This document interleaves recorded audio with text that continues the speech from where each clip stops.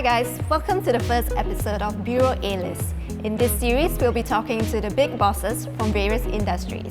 So today we have Roen Cian and Tiah. Maybe for a start, you can tell us what have you been up to and what are you currently doing? Besides building a whole bunch of brands, like the co-working brand that was started, Common Ground, football fields, entertainment, nightlife, life juice.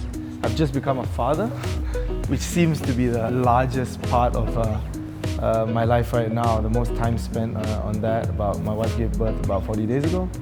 So I've just been busy being a dad, learning how to be a dad, and yeah, enjoying every moment of it. Well, this year is kind of a completely new year for me because last year I left the business that I started like 10 years ago and IPO'd like a couple of years ago. And I started something from scratch all over again. So the new thing I'm working on now is Colonnade, which is a co-working space that looks to change the working experience. Both of you have like a co-working space. Is this something that you think the work culture will be from now?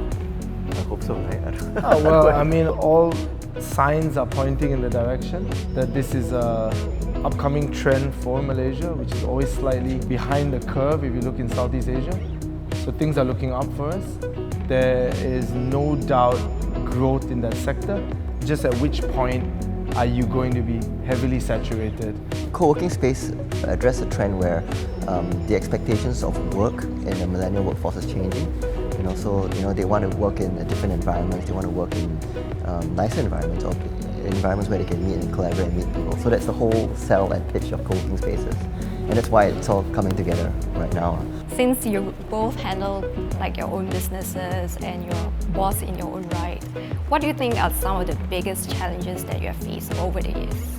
When I left last year, right, I took some time off and I did all sorts of tough things. Right, I wasted 2 weeks just playing games and doing nothing else. I started reading a lot of books. One part of what I was reading is about like how to deal with people, how to manage people. Because I always found that the hardest thing about business.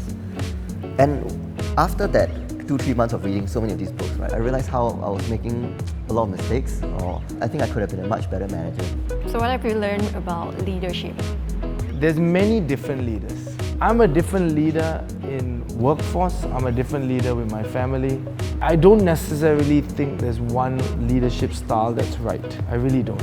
I am good in inspiring my people, maybe, but I don't necessarily think I'm the best leader. At the same time, I don't think that just because you're a good leader, people work hard for you. Sometimes that if you've laid the path for them, they can work on their own. Okay guys, thank you for the insightful interview. We'll be moving on to the next segment where we'll play a little challenge. I'm going to give you a few topics, and within the span of 20 seconds, write down all the answers that you can relating to the topic that I give you. Name all the superheroes that you like. I'm on 6. Oh, I'm also on 6. Shit, it's high. I'm on Spider-Man, Iron Man, Thor, Batman, Hulk, and Superman. Thor's a good one. The yeah. very conventional dudes. Yeah. Mine is Iron Man, Supergirl because my kids have been watching a bit of Supergirl recently, and then Captain America, Hulk, That guy. Spider-Man, and Deadpool. Yeah, I don't know about Deadpool. Phrases or words that you overuse in your email. In your email. Oh, okay.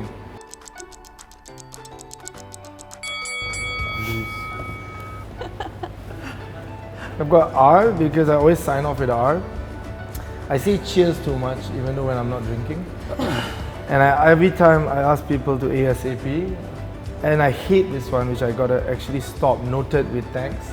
I hate noted with thanks. And then talk to you later. I even write that in emails. So very bad habits. Mine is best regards, thank you, hi, hello, and please find attached. Find attached. And just to recap, and I was going to say another one, which is nice to meet you, but I only wrote nice because Nice to meet you. So it's only nice. But find attached is for sure. What are the best qualities that you find in your wife?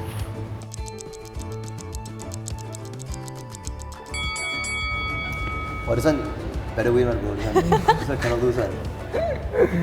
Yeah, man. Her smile, she's loving, caring, thoughtful. I think she's hot. She's tall, which I guess helps my kid when she grows up. She's very motherly, which is very recent.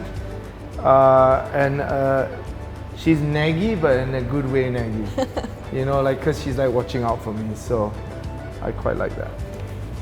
Mine is witty, cute, funny, caring, generous, forgiving.